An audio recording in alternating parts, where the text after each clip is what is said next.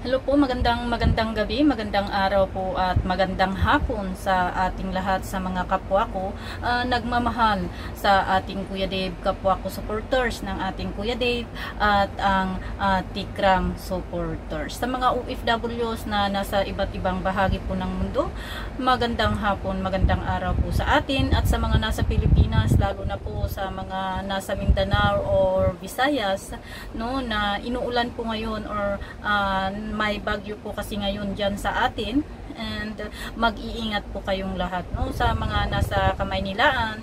Alam kong may signal na po, no, ng bagyo ng ang mga ibang municipalities or cities ng Manila. So ingat guys, ingat lang po tayo. Total ito naman po ang hinihintay natin, ang ulan, no, para po medyo maibsan yung napakainit na panahon dyan sa Pilipinas. And ito po ang iyong service, no, ang Brenda Super Nanay, no, na laging gustong pag-usapan ang ating Kuya Dave, no. So to this video guys is gusto kong magbigay, no, ng reaksyon tungkol dito sa bagong upload ni Tikram kaninang umaga, no, patungkol kay Kuya Renzo, ang kaibigan ng ating Kuya Dave na nakadisgrasya sa kanyang pinakamamahal na motor. So katulad po ng napanood po natin is namamangha or nakakamangha, no, nakakamangha po sa atin, lalo na sa ating mga supporters ng ating Kuya Dave, ang mga naging desisyon ng ating Kuya Dave patungkol po sa pagkasira ng kanyang sasakyan or ang kanyang motor. So katulad ng sabi ni Tikram at sabi ng ating Kuya Dave sa mga previous past videos niya, na ang motor po na iyan ay mayroon pong sentimental value sa ating Kuya Dave, dahil nga po ito po ay regalo ng kanyang pinakaunang ninong, no, at ito po ay galing kay Ninong Stephen, no. Ito po, brand new po ito noon guys nung binili. So according to Tikram, napakinggan naman po natin na worth 130,000, no, yung motor. But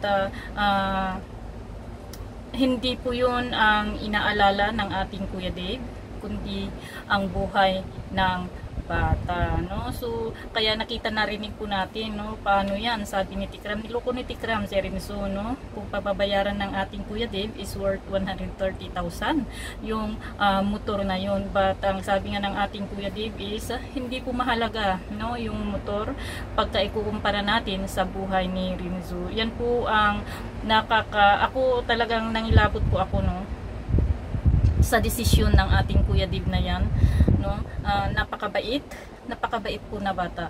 Wala po akong masasabi sa kabaitan ni Dave, no, kundi napapawaw na lang po ako at talagang masayang-masaya po ako sa kagalakan, dahil po nakikita ko ako mismo sa aking, lalo na sa sabi ko sa aking puso, no, na ang ugali ni Dave ay young man, or ang ugali ni Dave na nagbibinata ay napaka-genuine. Ang ugali po niya na maalalahanin sa mga taong nakapaligid po sa kanya ay napaka-genuine. Ang ugali po niya na mapagmahal, no, sa mga taong nagmamahal sa kanya ay talagang totoo. Hindi po, wala pong ka-filter, wala pong halong pagkukunwari, kundi totoo po ito sa sarili niya, no. Kasi mababasa mo guys, mababasa mo kung ano po ang laman ng puso ng isang tao, no. Pagka uobserbahan mo, no, uobserbahan nyo. Ako kasi lagi ko pong sinasabi sa inyo na madali ko pong basahin, no, yung pag-ugali ng isang tao. Kaya po sabi ko nga po sa inyo guys, sinasabihan po ako dito sa Hong Kong sa mga kaibigan ng mga kaibigan ko, kasi ako kasi pagka may papakilala sa akin, friendly po ako, napaka-friendly po akong tao. Kaso nga lang, pagka nakausap ko na, nakahalubilo ko na sila, is pag may naramdaman po ako na mali, yes, no, kakausapin ko sila very casual, pero yung aanuhin ko pa para maging close po ako sa kanila, never mo na ang mauulit yun. Basta may naramdaman po ako, no? Totoo po yan. Madali po akong ma-please, madali po akong makipagkaibigan kasi sabi ko nga ako yung tao na kahit hindi ko kilala, basta lang po na Pilipino dito, nakakasalubong ko dyan, nginingitian ko po sila, hi, ganun ako sa kanila, no? Pero pag ramdam ko na medyo mabigat, alam mo na, no? Ganun po ako. So, sa mga pinapanood ko, sa mga vlogs, kasi hindi po ako mahilig sa Facebook, nasa X lang po ako, nasa YouTube, nasa Instagram po ako, no? Pagka may nakita po ako doon, no? Napanood po ako doon na content, pagka napanood ko ngayon, sa susunod sasabihin na hindi ko napapanoorin to kasi alam kong scripted lang siya. So ganun po ang ginagawa ko. Talagang kinikilatis ko po muna, no, yung pinapanood po natin kung ito ba ay totoo o hindi. Kasi nasabihan po ako ng mga ibang kaibigan ko dito na mapili daw po ako ng kakaibiganin. No, hindi po ako mapili. No, yun nga lang sabi ko is pag naramdaman ko na iba yung pagkamabigat na yung pakiramdam ko, hindi ko na po itutuloy. Yes po, no, casual po ako sa kanila, hindi ko po sila babastusin, hindi ko po ano, pero yung alam mo yun, yung kaibigan na talagang kaibigan na pwede mong pagkatiwalaan, no, mahirap mong anuhin sa akin yan. Ganyan po ang ano ko sa ating mga pinapanood, sa aking mga pinapanood. Kaya sabi ko sa inyo, yung pagtulong ni Tikram is very genuine siya, no, sa pagtulong niya sa mga tinutulungan niya. Yes, minsan is medyo na UE na po, no, UE na po yung mga nabibigkas po niyang salita. Yes, katulad din po tayo ng ibang viewers niya na minsan may nasasabi na rin po tayo tungkol kay Tikram, pero ako po ay kung ano po yung sa loobin ko tungkol kay Tikram, kasi hindi naman po natin mapatunayan kung ano nga po iyon, no, lalo na nung hindi pa po ako pumupunta sa Manalastas House. Is sa akin lang po yun, hindi ko na po sinasabi kahit saan, no, kasi sabi nga natin bago po tayo magsalita kailangan may ebidensya tayo, di ba? So ganun po ang ginagawa ko, no, sa nakikita ko sa ating Kuya Dave, no. Nababasa ko kada nagsasalita po siya, nababasa ko sa kanyang mata, kasi tignan mo rin po kasi yung facial expression niya, yung body language niya kung nagsasalita siya, para matukoy mo kung ito ba ay totoo o hindi, no. So sa nakita ko sa ating Kuya Dave, napaka genuine niyang tao, napakatotoo niya sa kanyang sarili. Totoo po yan. So doon po ako bumilib, no? Doon po ako bumilib sa batang ito. Hindi niya po iniisip yung gastos, hindi niya po iniisip yung pira na pinambili sa motor na yan. Bagkus, inuuna niya po yung kapakanan ng kanyang kaibigan, no? At isa pa po guys, no? Ang sabi ni Rinzol, napakabait na bata. Ito hindi alam pala ni Tikram, no, na ang ginagawa ng ating Kuya Dave, hatid sundo, no, yung mga kaibigan niya na mas bata sa kanya, no, nasa banda po doon, sila Floyd, sila Rinzo, no, hindi pala alam ito ni Tikram, kaya namangharin po si Tikram sa kanyang nalaman, no, kasi ang ating Kuya Dave is talagang marunong, no, sa buhay. Yung responsibilidad niya talaga bilang isang mas panganay sa kanila is ginagampanan niya po, kahit hindi po nakasalalay sa kanya ang responsibilidad or nakaatang sa kanyang responsibilidad na yon, pero iniisip niya po yung kapakanan ng mga bata, mas mga nakababata po sa kanila, no. Grabe lang din, no, sabi nga ng lula ni Rinzo na hindi niya pinapayagan yung mga apo niya na aalis pag hindi po sinundo ng ating Kuya Dave. Ganyan po sila nagtitiwala, no, sa ating Kuya Dave. Ganyan po sila talagang yun nga, nagtitiwala, at yung tiwala po nila na yan sa ating Kuya Dave ay alam natin, no, na may iba pa pong pinanggagalingan, hindi lang po dahil nagsisimba, no. Alam naman, nakikita ko, naramdaman ko yung pagsasalita ng lula ni Rinzo kanina is may gusto pa po siyang sabihin, kaso nga lang hindi niya masyadong masabi kasi Tagalog nga po, no. Sinabi nga ni Tikram na Tagalog kasi nahihirapan po tayong intindihin, no. Kaya yun nga po, nararamdaman ko na may gusto pa po siyang idugtong sa kanyang sinasabi, pero mahirap po niyang hagilapin kung ano ang Tagalog ng ganito o ganyan. Kaya naiintindihan po natin, no, ang lula ni Rinzo, no. Yung iba na misunderstand natin or na misinterpret po natin yung unang sinabi niya, kasi parang nakita po natin sa facial expression niya na parang si kuya ang sinisisi, no? But katulad nga ng sabi ng ating Kuya Dave is wala pong nanisi sa kanya, no? So ayan po guys, no? Ang galing lang po ang galing lang po, no, ang plano ng Diyos sa buhay ng ating Kuya Dave at ni Tikram, no? Biruin mo yan, nandun lang sa Divisoria ang ating Kuya Dave na nagbubuhat, no, para lang mabuhay po niya ang kanyang sarili, na hindi po aasa sa iba, kasi alam po natin ang buhay ng ating Kuya Dave ay maaga, no? Maaga na hindi naman po siya ulila, kaso alam po natin na napabayaan po siya ng maaga at nagsarili po siya ng maaga, no? Pero kahit man ganun ang nangyari sa kanya, as lumaban po siya ng pata. So that time, no, nakita siya ni Tikram sa Divisoria, is ang laki po ng pagbabago ng buhay niya. Hindi lang po physical, no, kundi spiritually, no. Iyon po ang magandang nangyari sa ating Kuya Dave, yung growth, yung paglaki, no, yung pagbabago sa kanyang buhay na nangyari mula nung galing siya sa Divisoria, no. Opo, nakita po natin na talagang mabait po siyang bata, no, maalalahanin at talaga pong mapagmahal na bata, kasi una pa lang is pamilya niya po ang gusto niyang mabuo, no.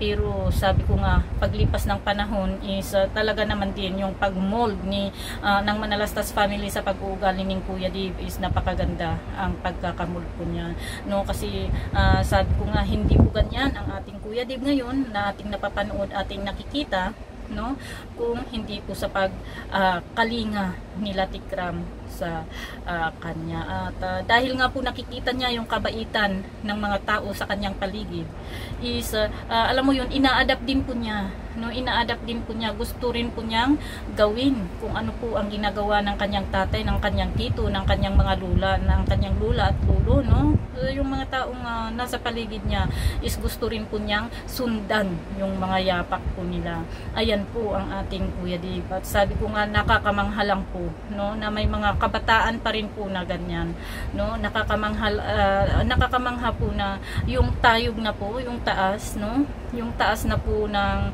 hindi naman po natin kasi masasabi, no, na naabot ng ating Kuya Dave, kasi wala pa pong naaabot ang ating Kuya Dave, no, maliban sa mga school achievements niya, maliban sa pag-graduate niya, maliban, no, sa talaga naman din na kung paano siya ngayon na bilang isang tao. Pero kung ang pag-uusapan po natin yung mga successful na naabot niya na sa sarili niya pagsisikap, na kumbaga parang sa ano yun, parang kung sa ikauunlad ng buhay, parang ganun, is wala pa po, no, nag-uumpisa pa lang po ang ating Kuya Dave, no. Pero dahil po, ito nga po ang sinasabi ko, dahil po sa tulong, dahil po sa supporters, dahil po sa nagmamahal sa kanya, at lalong-lalo na po, no, sa pagkalinga ng Manalastas family sa kanya, no, is napakataas na po, no. Ang taas na po kung nasaan siya ngayon kumpara natin noon. At kung ikukumpara natin sa mga bata na tinulungan ni Tikram, ang ating Kuya Dave ay nandito. Yung mga bata tinulungan ni Tikram, malayo ang agwat, guys, no? Malayo po, no? Kasi sabi ko nga, una sa lahat, no, sa dami po nila na tinulungan ni Tikram na magkasunod-sunod, andyan ka.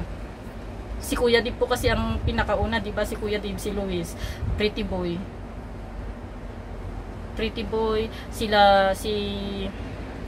yung isa pa, yung nasunugan ng bahay, sila Dandan, di ba? Hanggang ngayon may mga bata pa rin.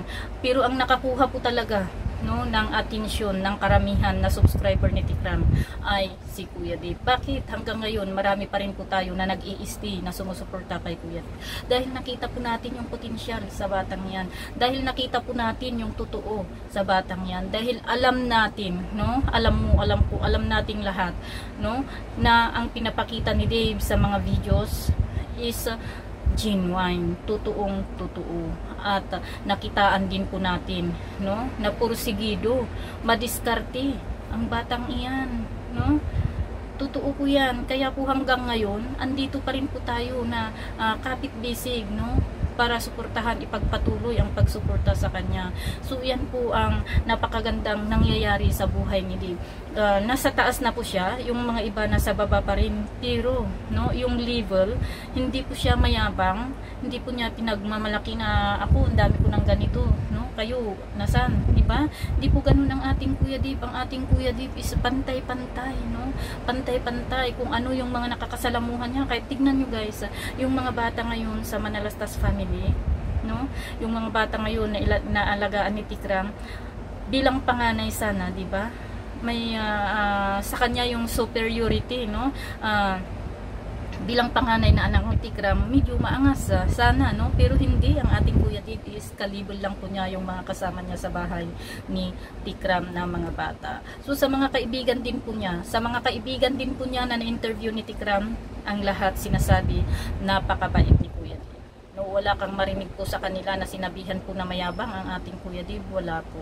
So, iyon po ang isang kinabibiliban ko sa ating Kuya Dave. Kaya sabi ko, hanggang nandito po ako, hanggang kaya ko po, dipinisahan ko ang ating Kuya Dave, no? Sa abot ng aking makakaya, 10 ng kanyang mahal na pamilya, no? Kahit sa alam niyo naman, no, ang nangyayari, di ba? Alam niyo ang nangyayari pagka dumipinsa ka kay Tikram or kay John o sa family Manalastas at hindi nagustuhan ng iba, ibabas ka nila. Pero sabi ko, okay lang, go ahead, no? Ako kayang-kaya ko sa pinagdaanan ko, no, sa tagal ko po dito sa social media, sa YouTube, sa Instagram at sa X. Mas masahol pa po diyan sa pinagdaanan ko, pero sabi ko nga, sa X medyo naglaylo ako kasi ang gamit ko pong DP ay ang mukha ng ating Kuya Dave, no? Pero pag hindi lang po yun, hindi ko ma-open ko na minsan guys yung channel ko, no, account ko sa X na 1,000 na plus ang aking followers, no?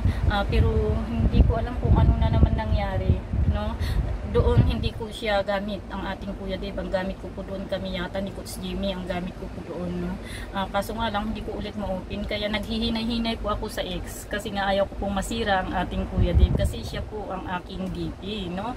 So kailangang alagaan din po natin ang reputasyon niya kagaya ng pag-aalaga niya, no, sa reputasyon ng kanyang magulang at sa ating kanyang mga supporters, no? Kaya sabi ko sa mga subscriber po natin na hanggang nandito ako, ididipinsa ko ang ating Kuya Dave, lalo na alam po natin na nasa tama po tayo, ipaglalaban po natin ang tama, no? Huwag po nating hayaan na mabulag tayo sa maling pag-aakala, no? Gawin po natin ang nararapat. Hindi ko po kailangan, sabi ko nga po sa inyo, hindi ko po kailangan ang mga subscribers na plastic. Mabuti lang sila pag nasa live ka or nasa YouTube kanila. Pero pag nakatalikod, nasa kabila na po sila o nasa ibang GC na po sila, ay ikaw po ang pinag-uusapan. I'm so sorry. Pero sabi ko, hindi ko po kasi una pa lang sinabi ko na po sa inyo, no, na nagawa po itong channel ko na ito para po sa ating Kuya Dave. Hindi po yung kita ang importante sa akin, pero malaking tulong din po, no, kahit papaano yung kunting kita ko, no, di ba, malaking tulong din po yung kunting kita ko kasi nga sabi ko, tao lang po tayo, may pangangailangan. Pero maniwala man po kayo o hindi, no, ang kita ko po dito sa aking YouTube channel, hindi ko po nagagalaw. Nandun po sa BPI ko sa Pilipinas. Hindi po kasi updated guys yung savings account ko sa BPI, kaya hindi po magalaw, no? So alam mo yung binuksan ko lang po dito hanggang bukas lang, no, nung nakuha ko na yung yung account ko, yun na lang ang pinasa ko sa US, hanggang doon na lang, hindi ko po siya nagalaw ko lang noong umuwi po ako through counter kasi na makuha, no? Kaya nung disgrasya yung asawa ko, doon ko lang po naggalaw noon. Then after that, wala na naman po. Kasi pag uwi ko, hindi rin po siya na-i-update. Kasi wala po akong time. Kaya nandun pa rin po, no? So, sa maliit na, at least na po ako, may information po na dumarating, may mga update po sa akin na dumarating kada may papasok na po. Hindi naman po kalakihan ang sahod ko, no? Pero sabi ko nga sa inyo, yung puyat, yung nakukuha kong pambabas sa akin, no? Kung hindi ko po mahal ang ating Kuya Dave, hindi po ako magtsatsaga dito. Hindi po ako magtsatsaga na ibabas ng mga tao. Hindi po ako magtsatsaga na magpupuyat gabi-gabi. Hindi po ako magtsatsaga na manunood, no? Magpupuyat sa pagmamaraton sa mga videos ng ating Kuya Dave kung hindi ko po totoong mahal ang ating Kuya Dave. So, sabi ko nga, natcha-challenge po ako sa mga napapanood ko, no? Sa mga nalalaman ko tungkol sa ating Kuya Dave kung gaano siya kabuting tao. Kaya sabi, iniisip ko minsan, totoo po to, no? Sa explanation niya, no? Sa kanyang videos nung isang araw, kahapon, iniisip ko, no? Paano ko rin kaya gawin to, no? Opo, para hindi po ako mamroblema, di ba? Mas maganda po kasi yung positive lang ang nasa isip po natin kaysa mahahaluan ng negatibo.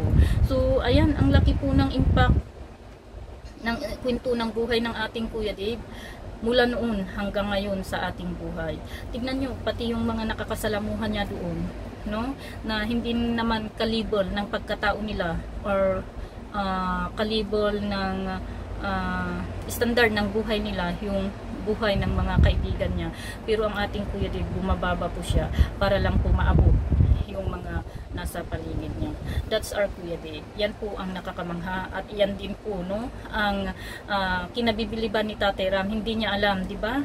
Tingnan niyo si Tikram, no? Si Tikram 24/7 kasama niya ang anak niya, pero may mga bagay na hindi pa rin po niya alam tungkol sa mga ginagawa ng anak niya, kundi ibang tao pa ang nagsabi sa kanya. So, ayan po, no, napaka-humble po ng ating Kuya Dave. Ayaw niya pong ipagmalaki yung kanyang ginagawa na tulong sa mga ibang tao, no?